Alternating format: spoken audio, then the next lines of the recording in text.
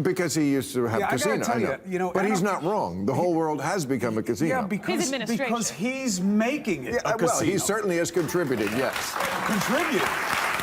Well, Bill, you think Poly Market wouldn't exist if it wasn't for Donald Trump? I think it would anyway. I'll tell you what, it would absolutely exist. Okay. And I want to know if there's any chance that you're not going to run, by the way, because I will put in a bet right now. Because that's the way the corruption works these days. It's right in your face. I don't want to see this soldier be the face of this problem. Of course, what he did is wrong. That's easy. You're making billion-dollar oil bets minutes before the president makes an announcement, and no one on the right says anything. Please like, subscribe, and share.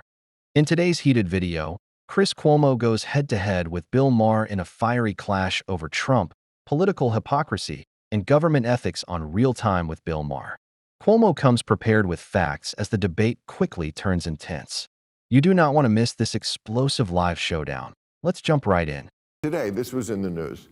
A soldier who was involved in the operation to get Maduro out of Venezuela, which was a success, by the way. Yep. Okay, we got to give success. Yep. Okay, he bet on it. Yeah. He won $400,000, and they asked Trump about it, and Trump said, "The whole world, unfortunately, has become somewhat of a casino." No irony. No irony when he said it. Because he used to have casinos. I gotta tell you, but he's not wrong. The whole world has become a casino. Yeah, because he's making it a casino. Well, he certainly has contributed, yes. Contributed?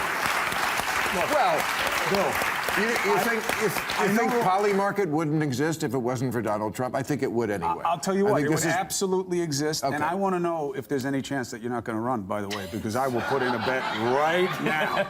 Because that's the way the corruption works these days. It's right in your face.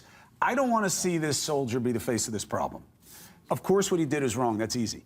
You're making billion-dollar oil bets minutes before the president makes an announcement, and no one on the right says anything except Anna Paulina Luna and 2 or 3 others who should all be heroized for this, in my opinion. The corruption is so in your face. Yes, what this cat did was wrong, okay? And he's going to suffer. But he should not be the face of the problem. And people in Congress who are yapping about him when they've said nothing about these other things are the worst. And when they're trading stocks and they won't even have a vote on the bill, they are the worst. They're the worst.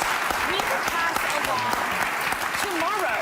Congress could pass a law tomorrow doing what you did. They could pass a law tomorrow preventing themselves from trading stocks. They're not doing it. They're not even bound by the employment discrimination laws that they've passed for everyone else. And we don't hold them accountable. We're just like, oh, I guess Congress just puts out press releases and holds hearings and we fight over gerrymandering. Like, put the pressure where it belongs, not on the courts of whether they're going to uphold or strike this down. That is a statutory question, which means it's up to Congress. How many people, if you did a survey, would even know who the congressperson is? One guy applauded. I didn't even know what, I don't know if it was like, I do, or it was like, yeah, you're right, Bill. I don't know. Well, their new approval rating is at 10%, and I would love to meet someone in the 10%. Who's like, yeah, they're crushing it out there. It's them. It's them. It's who it is. It's them and the donors. You know what I mean? That's who it is. Please like, subscribe, and share. What made this debate so powerful was Chris Cuomo exposing a much bigger issue than one reckless political move. He called out the growing culture of insider access, political gambling, and corruption that many Americans believe is taking over Washington.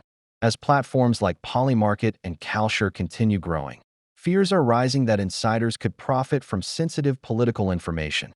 Cuomo's argument hit hard because Americans are tired of watching powerful elites play by different rules while ordinary people pay the price. Even more shocking, Congress could crack down on this immediately, yet lawmakers continue delaying real reform. That is why this debate struck such a nerve with viewers across the country.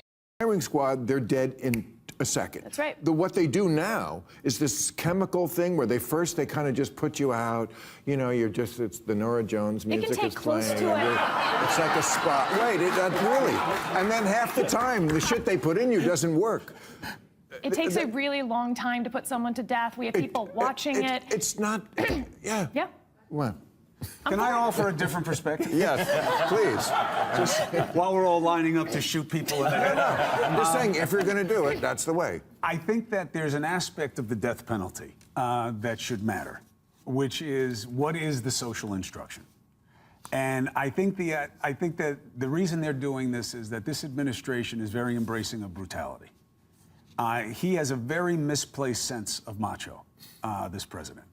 And yeah, we're just going to shoot you in the head is some kind of attempt to be tough. And it's not tough. It's weak. And I think these kinds of instructions, you know, look, this is the same story for all of our families. My family came to this country because they thought it was a place that was going to be better, that it was beautiful for opportunity, where they would have a chance, where they didn't have to worry about the oppression they had at home. That's not what we are with these kinds of things. If you want the death penalty, fine. It doesn't work, okay? It doesn't deter crime. Well, it deters that criminal. It is, yeah, it does, but it gives an instruction that death is okay, that murder is okay, killing is okay. It's not murder technically, killing is okay. I think the social instruction matters. I think when you're saying, yeah, we'll just shoot you in the head, I think it cheapens something that should be the highest value. Where are you on the death penalty? Where is it in Maryland, and where are you personally? We in Maryland, it's banned inside of Maryland. But I do think it is an important point, because when people are talking about the death penalty as an idea of a deterrence, the reality is it's not, right? There's no data that shows that this is a deterrence for how people are going to behave or how people are going to act. But it does create a bigger thing about how are we thinking about this value? How are we thinking about what it is that we hope for and what it is that we're aspiring to? And I think about it in context of this, right? When I first became the governor, we had an absolute violence crisis within our state. I mean, Baltimore City was averaging almost a homicide a day when I first became the governor. And I was very clear that we were going to have a different type of approach, that we made historic investments in local law enforcement. We made historic investments, and we made Maryland one of the only states that actually helps to fund the U.S. attorney out of balance sheet. So if a person commits a violent crime, particularly with a firearm, I'm going to have them handcuffed in 24 hours, and we're going to make sure that crime, especially if it is a firearm crime, we're going to help to make sure that goes federal. And if you look at the results, we've now seen how the violent crime rate in Maryland is down nearly 50%. It's the fastest drop in the entire country. The last time the homicide rate was this low in Baltimore City, I wasn't born yet. Governor, Los Angeles became the first major school district to require screen time limits. We are the first? Okay, they did another country. Australia did it, but I guess they're not here. What's your approach in Maryland? Yeah, where are you on screen time? Well, I know we actually have legislation that's just works its way through Maryland that I will be signing that's actually going to do a ban-to-ban, a bell-to-bell ban on devices for our kids. There's a school in Houston, by the way, that got a metal grinder, and if your kid is caught with any screen, their phone out during the school day at all, they put it ceremonially into the metal grinder, and it just goes in, and that's the end of your phone. That's the end of your phone. Yeah. Well, it's just, and here's that's the a thing. deterrence. It is a deterrence. But our families and our teachers are going through enough right now. Right, we've had, especially post-COVID, we now have a teacher shortage that is vast, and we've been really focusing on getting more educators in the classroom, getting more men and more men of color inside of the classroom. We have cut the teacher vacancy rate in half in the state of Maryland, and a lot of them actually been, a lot of those federal workers have been fired. We started something called our Feds to Eds, which is actually saying if you're a federal worker who's been fired, if you're working for the NIH and you have a degree in physics, and you want to be a physics teacher, we're going to get you certified, we're going to get you qualified, we're going to get you in a classroom as quickly as possible. We've cut the teacher vacancy rate in half inside of the state of Maryland. I do not want our teachers fighting with Mark Zuckerberg for our kids' attention. And so I want to make sure that they're focused and our kids are locked on task. Any parent, okay? So I had kids in a great public school out where we live. Nothing has made a bigger difference than them pulling the phone. And if there was one fight that I could redo, that I totally blew. I mean, the list is long, but this one, if I could get this one back, I would have never given them the phone. I would have never given them the smartphone. Never.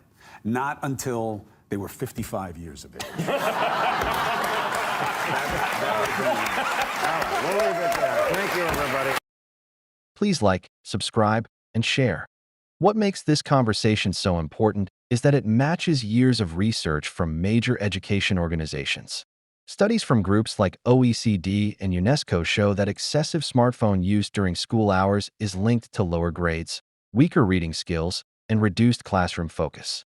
Schools that fully restrict phones often see noticeable improvements in concentration and test scores, especially in math and science. Health experts have also warned that constant screen exposure can increase anxiety, sleep problems, and social struggles among teenagers.